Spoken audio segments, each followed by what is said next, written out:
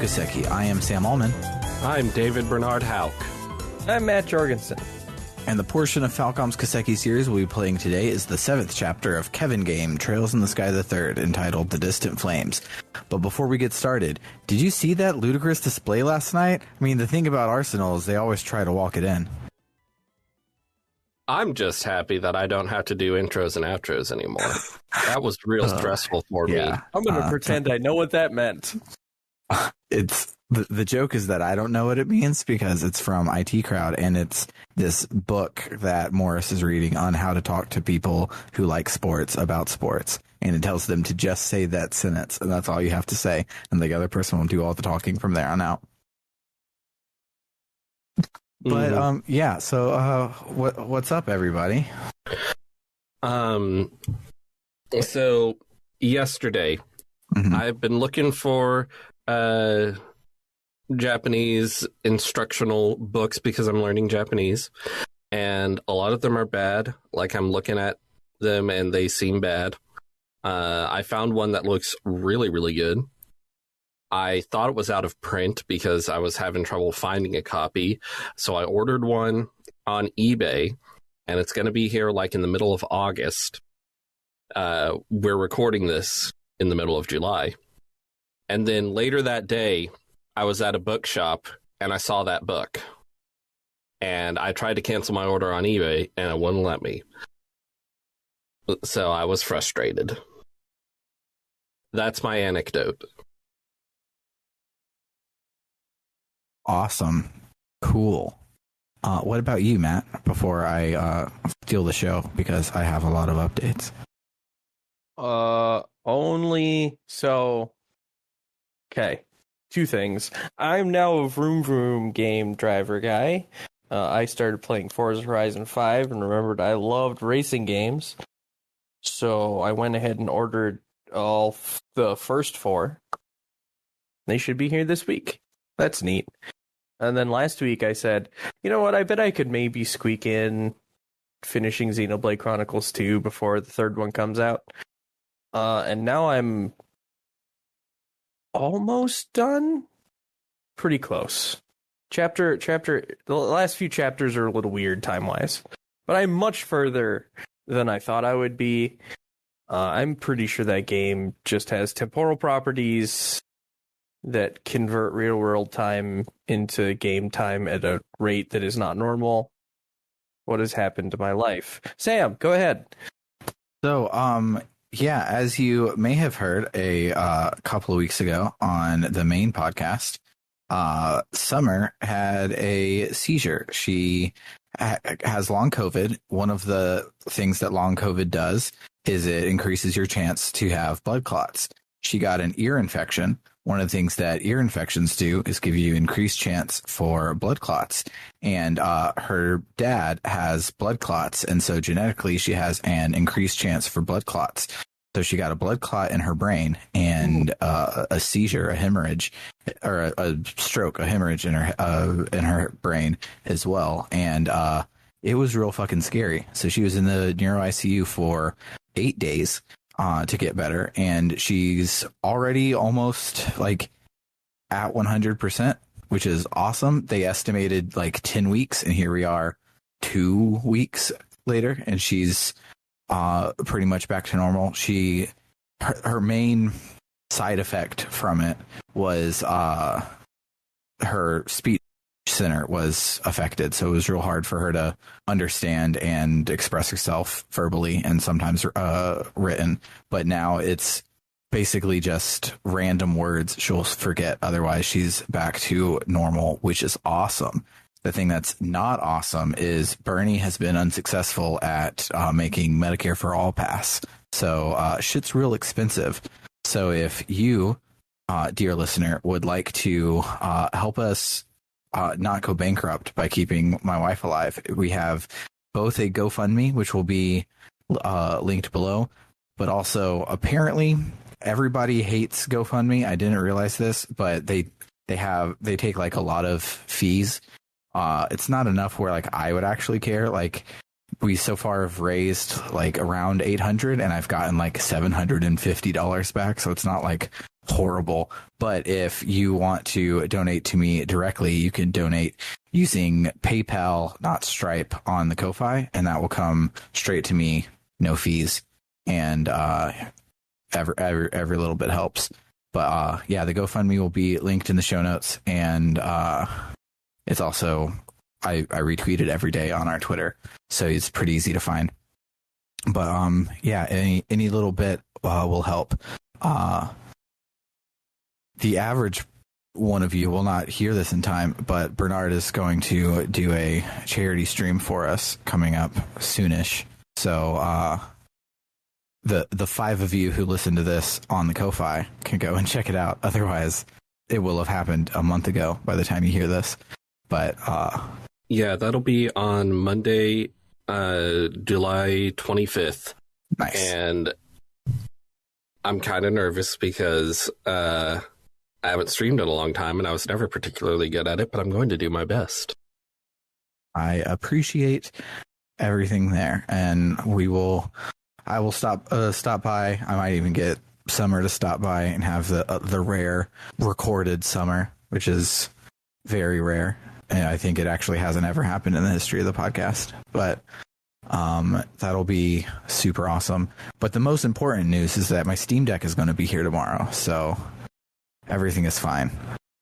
But without much further ado, let's listen to some Kevin music and talk about some Kevin plot.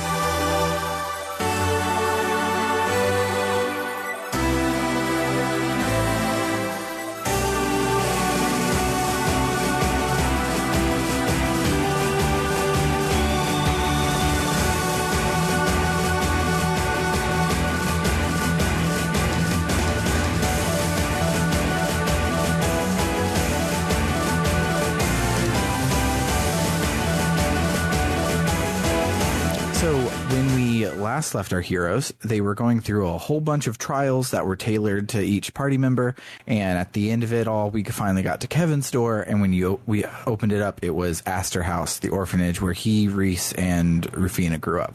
That was the end of the last chapter. Picks up exactly there. No flashback, just jumps right in this time.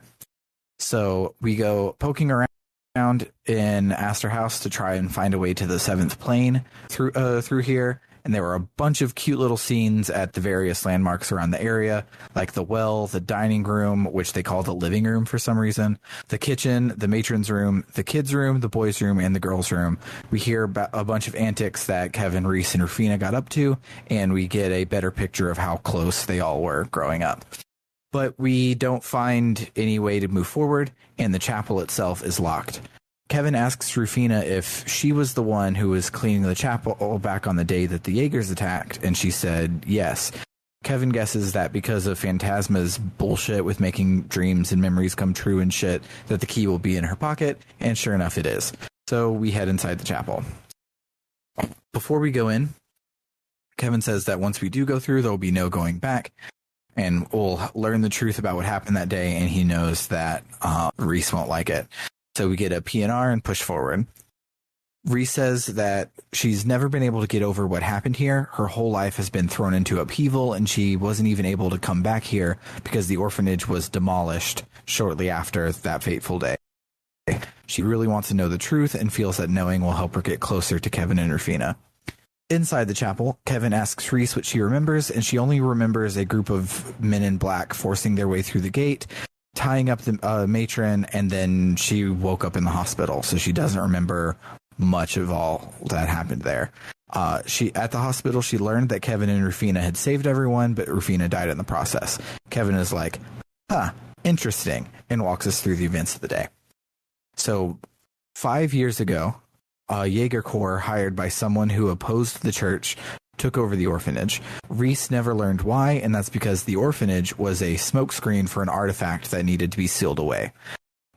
Kevin reveals a secret passageway, just like the one in Grantsville Cathedral from the pre-prologue, and we walk down the super long staircase to the primal ground in the basement. On the day that it all happened, Kevin and Rufina were supposed to meet up in town and then spend the day at the orphanage with Reese, but Rufina's train was delayed. which is when the call came in about the Jaeger attack. Kevin was worried about Reese and the kids, so he rushed in alone to try and fight the Jaegers, and they weren't trouble for him at all. He was easily able to kick their ass, and I thought that this was really cool because this whole game we've heard that, like, oh, the Pope cops are badasses because they're more than just cops. They're Pope cops, and everything about them is really cool. But last game we were like, Jaegers are the best of the best. Like every average Jaeger is a like Cassius level fighter, and they're super fucking scary. And Kevin, before he was even the badass he is today, single-handedly took out like 16 of them, which I thought was just a cool little world building of like the power creep that has happened now that we're dealing with Pope cops. But after he frees the matron and the kids, but Reese isn't with them. He asks around what happened, and they say that one of the Jaegers had taken Reese unconscious off somewhere. So Kevin looks all over for her, eventually finding the secret passageway by luck. Kevin pauses to ask Reese if she remembers what Kevin was like back when they met. And she says that Kevin was super scary, like all hope had left out of him, and Reese always wondered what had made him like that. And Kevin is like, oh, because like a week before that I killed my mom. In my notes I wrote, Tim Allen noise? Well, hold up. So growing up, it was just Kevin and his mom. His father had another family. It doesn't go into to it all, but it sounds like he like his other family was his like main family, but he had a infidelity with Kevin's mom, but was still like doing his fatherly duties and like providing for him and coming around every now and then to see Kevin. But around the time Kevin was 7, his father is like, you know what? I've done enough. Fuck you. I'm just going to go and live with my other family and leave you out to dry, which wrecked his mom. She already was struggling so hard to raise Kevin by herself, and now the little support she had was gone. And she worked herself to death, basically. She became more and more frail and despondent. Kevin kept trying to cheer her up, but nothing worked until one fateful winter night when she decided that murder-suicide was the answer. She knew that they were going to die anyways, so she might as well take the easy way out, but Kevin wouldn't let her. He ran outside to get away, freaked out, waited for her to clear her head, and after a while he returned, but she had stabbed herself. Fuck. What a way to go. So Kevin says that this is when his stigma was carved inside of him. So continuing our tour of the orphanage chapel, we make it down to the primal ground where Kevin says he finally caught up to the Jaeger who had Reese. The Jaeger, when he saw Kevin, ran and grabbed the artifact on the pedestal to defend himself. The artifact, the Spear of Loa, is a spear that turns its wielder into a monster. So the Jaeger hulked out and kicked Kevin's ass a lot. Then Jaeger turned towards Reese and raised the spear to kill her, and then Kevin's stigma activated, and it absorbed all of the artifact power from the spear into itself, and then fucked up the Jaeger like a lot. The text literally says, by the end, he wasn't even recognizable, just thousands of lumps of flesh strewn all over the floor. It's gross. So much like going Super Saiyan for the first time, Kevin couldn't control his new power, and he had bloodlust, so he turns towards Reese to try and hurt her. But at that moment, Rufina shows up, separates the two of them, and then Kevin blacks out. When he awoke, Rufina was holding him, riddled with spear holes, dead. So, yeah. That's what happened. It wasn't that Kevin couldn't save Rufina. It's that he killed her himself. Reese is stunned. And she's like, why didn't you just tell me this before?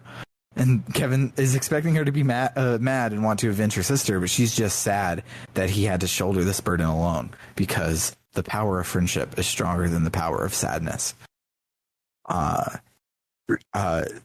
She asks, why didn't he let her help him? Why didn't he let her hug him, do anything? Instead, he was just taking on these hard, deadly missions because he wanted to get his ass kicked for killing his friend. And then off screen, an ominous voice says, "That's right. It's the Lord of Phantasma," who, I will remind you, in my version of the game, has voice acting. And it has been an old, creepy man this entire time. And that's the voice he continues to use right here. So the Lord of Phantasma taunts Kevin a little, and Kevin is like, "Enough games. Reveal yourself, Rufina Argent." Last week, we guessed at the very end that it was probably Rufina as the Lord of Phantasma because it was seeming like it, and we were right. She is, in fact, the big bad. And now... It sure was last week. Yeah. That we last guessed week, that. as in last episode, and not last week as in, I think it was like a month and a half ago now. Yeah, I'm pretty sure it was 6 weeks. Yeah, it's been a hot minute. So Kevin says he knew from the start, he just didn't want to accept the truth.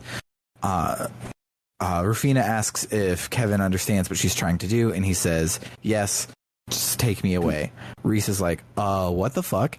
And Rufina says that Kevin just wants to be punished, and she's going to punish him. All of Phantasma in its current form is just to punish Kevin. The seventh plane is the location of his punishment, and Kevin's been making his way there on purpose. Reese lashes out at Rufina with her sword, but Rufina teleports away. Reese says, "You're not my sister. She would never do anything like this." Reese turns to Kevin and reminds him of his promise not to do anything that would make Rufina sad. And sacrificing himself out of guilt and not much else would definitely make Rufina sad. She says, "Think back to when you first met us, Kevin. You'd given up on the world, like you just wanted to disappear. But did she let you do that? No. She forced chocolate down your throat and dragged you back to the real world, even when you didn't want to, whether you liked it or not." She tells Rufina to stop defiling her sister by pretending to be her, and Rufina is like, "Fine, you can go to hell instead," and creates a huge demon-y crack in the floor under Reese, who starts falling through. She locks everyone else into bubbles to keep them from interfering, and Kevin is like, "No, don't hurt her." And Reese is instead is like, "You what, mate? I'll fucking fight you, cheeky bastard." And she promises that no matter what happens, no matter where she sends her, she'll live and she'll come back and come back to Kevin. So Rufina is like, "Whatever," and opens the crack wider, and Reese falls in. Kevin doesn't take kindly to this, so he goes Super Saiyan, for lack of a better term, and busts out of his bubble and jumps in after Reese. Then the fucking coolest sprite animations we've gotten so far happen. Like, all of the fights are cool. Like, those are awesome. It's really cool to see fucking like Agate and Leyway fight each other last game. Like, it was super fucking cool. But this is just beautiful. So Reese is falling into hell, and like the camera like slowly rotates around her, which, as you know, in sprites is like hard to do. And then her habit catches the wind and falls off her head, and Kevin like Superman oomphs harder so he can fall faster to catch up with her and catch her before she hits the ground. And it's just fucking awesome looking, and it's all in sprites, it's all in engine, it's super cool. It was amazing. I loved it. At the bottom, they land in hell, literally, like in Gehenna, the word that they've been using instead of hell for the last 3 games. Kevin calls Reese a dummy for blustering, being all like, "Oh, send me anywhere, I'll take it." Like, she had, like, anything could have happened to her. She could have easily died, and she's a squire and he's her superior, so she had no experience or judgment or right to be making calls like that. And if she ever does it again, he'll boop and he bops her on the nose. Because who the fuck is Kevin fucking Graham to scold anyone for doing something stupid? Because he's a fucking idiot. And I loved that so fucking much. Then they stand up and they take a look around at the literal hell in which they find themselves. And Kevin says that he had wanted to be punished, and if he accepted that punishment, everyone else could just go on with their lives, and he would be like Rufina, sacrificing himself to save other people. But that's not actually like her at all. She didn't give up her life willingly because she wanted to throw it away, but because she had no choice to save Kevin. Saving Kevin was the goal, not giving up her life. And so since he was trying to find a way to sacrifice himself, he was going about it completely opposite. Because that's not their only choice here. Everyone here is a badass, and everyone working together can take on Phantasma. So Kevin is like, all right, then let's head out. And Reese is like, what? And he's like, yeah, I'm over this sit in hell and be punished sort of shit. So let's go punch Satan in its throat. So then we have a dungeon. I didn't think we would have one this chapter because it was so short, but they squeezed one in anyways. All of the mobs here are the lesser devils that would show up as part of the boss fights thus far. It's super cool. Along the way, we have to fight the ghosts of people that Kevin has had to kill as part of his Gralsridding, and they suck emotionally. I don't like it. It's almost as if he's in hell, and they are sent here to torment him. The last ghost is his mom's ghost, and this fight, oddly, was way easier than the last two. I took her out in just the 2 S-crafts that I had charged up at the beginning of the fight, and it was uneventful, but emotionally it had a huge toll on Kevin. And he says that he can, now that he's fought her and told Reese all about her, he feels like he can accept what happened and start to heal from it. But being in hell isn't the time or place to just mope around being sad. So they continue through the dungeon, make it to some big ass doors, like Kingdom Hearts looking ass doors. And they're apparently the gate between the living and the dead from the scripture. And the ghost that we have to fight this time is Weissman. Weissman is rightfully mad that he got Pillar of Salted last game. And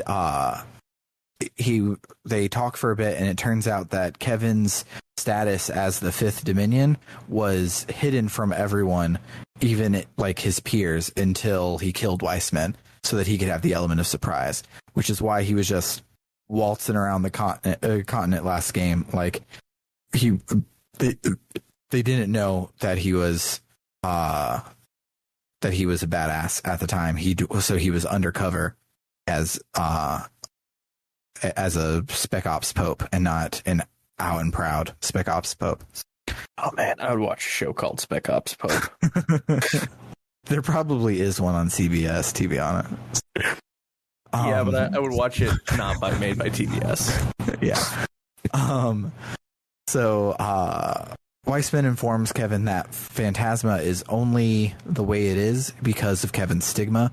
Apparently, when the Areola went offline, it had a failsafe which sought out a wish to grant, and for some fucked up reason, it was calibrated to seek out the person with the most trauma to manifest that wish as reality.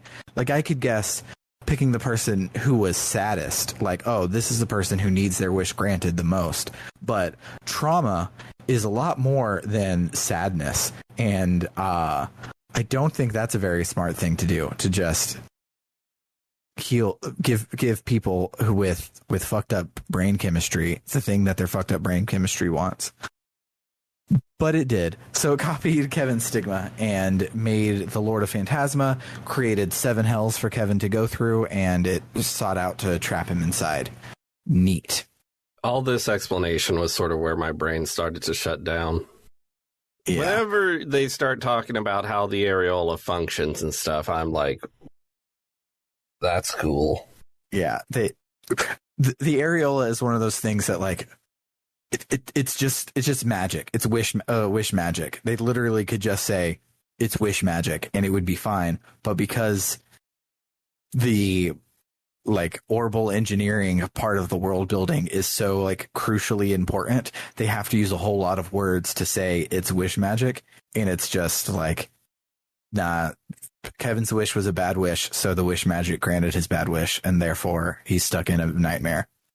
Like, that's it. Mm-hmm. But alas, Weissman says the solution to getting everyone out of Phantasma is simple. Just give up your humanity and be one of my superhuman dolls that don't have any emotions, and then you could take over the world for me. And if I had a nickel for every time that Weissman tried to remove someone's humanity in order to make a superpowered being without emotion to wreak havoc on the world, I'd only have 2 nickels, but it's weird that it happened twice. Especially once after he got turned into a pillar of salt. Yes. Reese is like, fuck you. And Kevin is like, Reese, hold on. I got this. Fuck you. Kevin knows he needs to get more powerful, but the way to do that is not to give up emotion, but instead the power of friendship. He remembers the taste of Rufina's vomit chocolate. They really want this to be a sweet scene, and it's really not. It's really fucking gross. And here we are talking about it for the 8th fucking time this game. He remembers that it tasted bitter yet sweet, which is like a metaphor for life. It's full of bitter hardship, but full of sweet joy as well. So he repeats, fuck you. Weissman is like, fine, and summons 2 huge-ass devils for us to fight with him. And Reese is like, fuck, what do we do? And Kevin goes Super Saiyan again, but this time not with his spear of Loa, but with the spear of the light half of his stigma that he wasn't able to sense until now. So now we have a kick-ass S-Craft, and we take on the boss fight. So, yeah, I lost super fast the first time, so I retried on a easier difficulty, and then I won pretty easily. How was the fight for you guys? Yeah, it was hard. I do believe I beat it on my second try, but it was rough.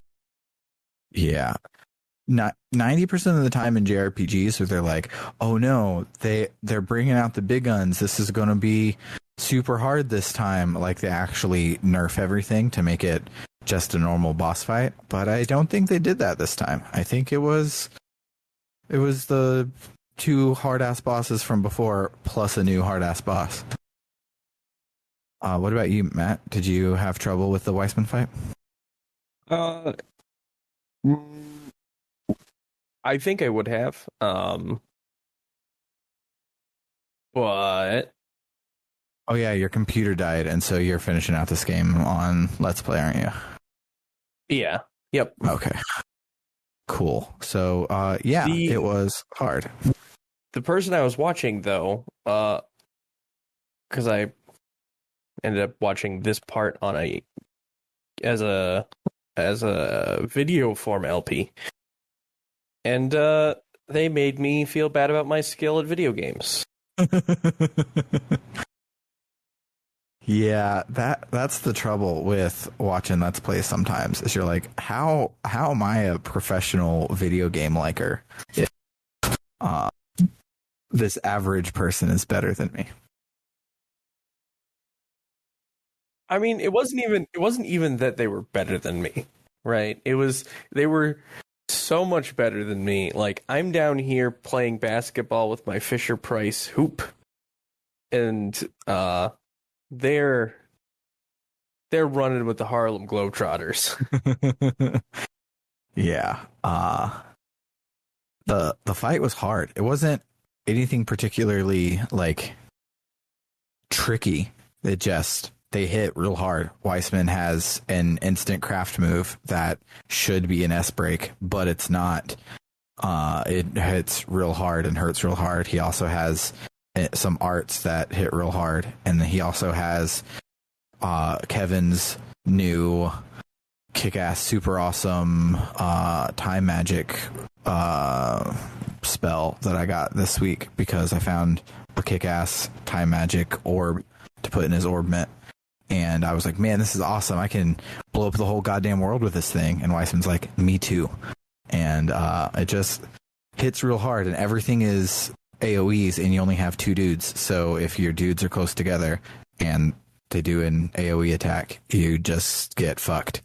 And one of them does a whole lot of like statuses and shit, and Reese kept getting confused and going and killing Kevin and then dying herself, and it sucked. I hated it. But after the fight, Weissman is like, congratulations, you just killed a figment of your imagination. This literally doesn't do shit. Double flip off, disappears into the background. Kevin crumples over in pain, having overdone it with his new magic powers. And Reese is like, okay, so the only way forward is to go through the door to Kingdom Hearts. But there doesn't seem like there's any way to open it. So let's just fucking blow it up. And Kevin is like, maybe not. Blowing up. Please don't blow up my brain. A, this is part of my brain. B, this is the literal gates of hell. Let's not try and unleash havoc that way. Let's see if there's anything else. Wait, what's that sound? It sounds like a fucking loser. And lo and behold, it is. It's Gilbert. Somehow is now in hell with us. And his stupid ass brought a giant army of devils, and we're now too weak to fight the devils. So what do? We're facing down death, and there's no hope. But cheers, love, the cavalry's here. And our other 16 party members bust through the door to hell, and they fight off the devils for us to escape. Apparently, Celeste could track Kevin because he has this Rubik's Cube on him.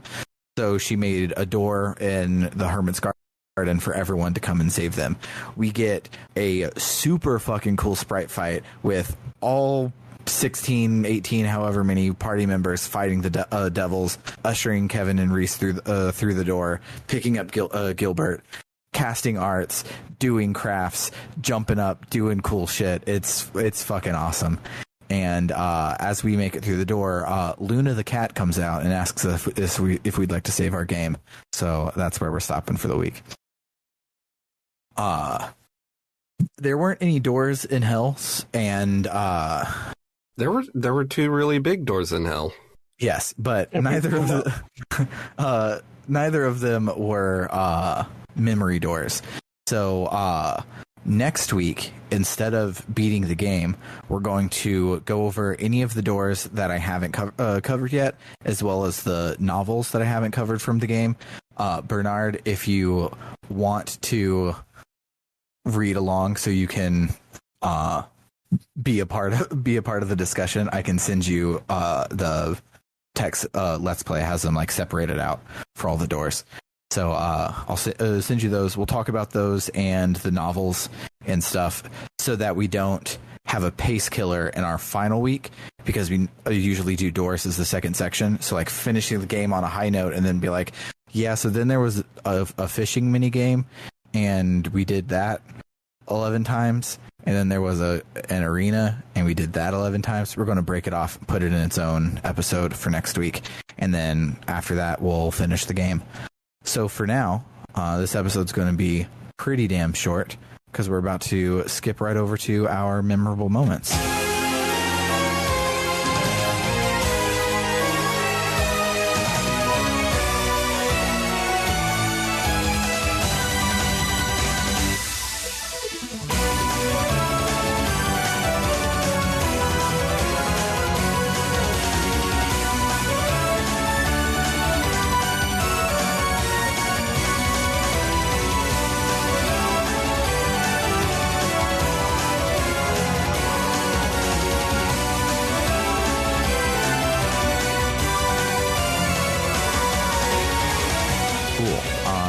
Does anyone have any memoms that they'd like to bring up? I liked Hell. It was a good dungeon. It was a good dungeon. It looked really fun.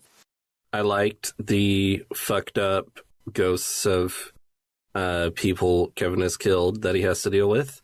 one of them said, "I hate it. It's hot. I hate it. I hate. I hurt. Hate. Help me. Hot. Hate. Pain. Hate. Help. Hot. Hate. Hate. Hate. Help. Hate. Hot. Help. Help. Help. Help. Help." And it goes on like that for a while. And living in Texas in July 2022, that's very much how I feel. Yeah. I agree. I don't live in Texas right now, so I don't firsthand know, but the hot sucks. Mm-hmm. There was one that I forgot to write down, and then one that I did. So when Kevin boops Reese's snoot in hell, we get a CG for it, and it's adorable, and I love it. And I don't have it handy to show you guys because I took a screenshot on my Vita to just remind me that it was awesome. But it is awesome. I will find it eventually and share it with you guys later. But there was a turn of phrase that somebody did that I really, really liked, and I'm going to try and find it. Matt, do you have any? Or Bernard, do you have any more? I don't think I have any more off the top of my head. Not really. Watching somebody like just style on that boss fight though was pretty rad. It's true. I also reading that Kevin killed his mom, I was like, fuck. And then I catch my breath. I continue playing and it's like, he also killed Rufina. I was like, fuck. Like, these games have all been great and they've been well written, but they haven't really broken the mold. Like, they have, but like nothing has been so... It's all been how they're telling the story that's been good and not necessarily what happened. Like, I could always kind of see what was happening next. But I was not expecting, oh, yeah, when you met me, I was like 30 minutes prior, I had killed my mom. And then also I killed your sister and my best friend. So, yeah. I wasn't expecting that. Like they were alluding to a secret of Kevin's the whole time, but I thought it was going to be like a he failed to save, not a he actively killed, which was really cool. I knew I should have taken the screenshot, but I didn't. So fuck me. But I remember now. So when Kevin boops Rufina's snoot, he calls her a big dummy, and then later she's scolding him, and she calls him a big dummy, and he goes, "Hey, I already said that one." So she's like, "Okay, you idiot, you halfwit, you numbskull, you piece of shit." He's like, "Whoa, whoa, whoa, whoa!" Like that's a whole lot of like insults that you just had on hand for me. And I thought that was great. But those are the ones that I remember. The raw recording of this is less than 50 minutes. So whoops. I mean, there have been a lot of short episodes for this game. Yeah, because this game is a super dungeon, so it's a lot more dungeon than we've gotten in any of the prior games, and there haven't been as much walk around and doing stuff. So especially on the weeks where I either didn't have time to, or this week I on purpose decided not to cover any of the doors. Like, okay, well, it's just short. That's just we there is no side content included, so. Kevin Game's been a nice tiny little treat, and I'm excited to dive into the meat of Crossbell here in 2 months. I'm sure there will be plenty of meat in Crossbell. Absolutely.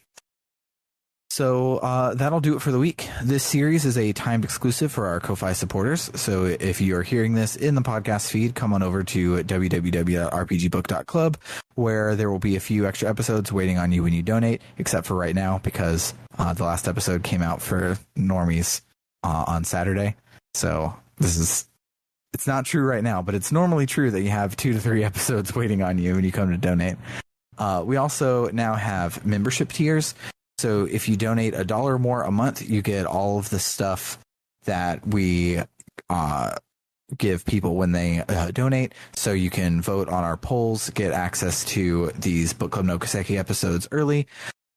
So we also have 2 more tiers. The first one being a $5 tier where you get everything I just mentioned, but we also shout out your name every episode like this.